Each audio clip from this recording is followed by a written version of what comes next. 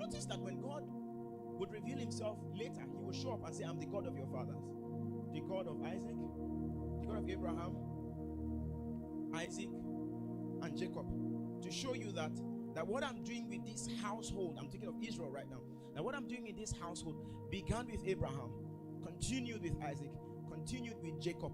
But notice he does not say, I am the God of your great-grandfather,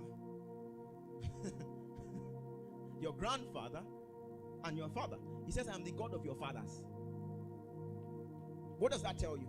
That to come into the fatherly position, even though they were sons, they had to take the journeys that built them into that place. So when this one collected the inheritance to continue the job of God's building, that God will have to carry him through a map that will deal with him, because ultimately, as you step into measures of that revelation, you must be transformed in accordance to what you have captured. Say amen if you're still here. And that transformation is what gives you the capacity to host the grace for obedience, because every layer of revelation will come with new instructions.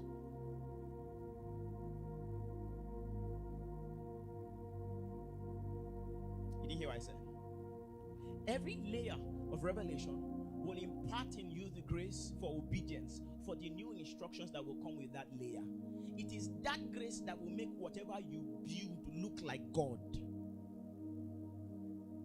It is that journey that will make your testimony true before God. It is that journey that will make the things you do stand as worthy offerings to be brought before God. I've said this a number of times here, that if somebody showed up and stole Moses' book and built a similar tabernacle, it will be correct in shape but wrong in spirit, because that person will not be building by life. He will not be building by light. So everything he will build will look exactly like the same, but it will be false. It will be a false representation of the original.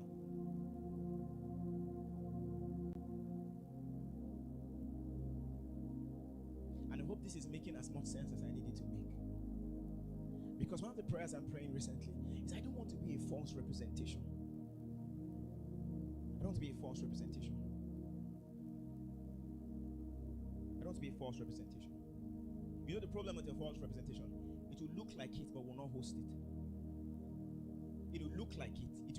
It may even carry certain dimensions, but cannot host him in his fullness. It is the measure, the depth, the richness of presence, the glory that should rest as proof that God has found a house will be missing. There will be many other things, but that glory will be missing.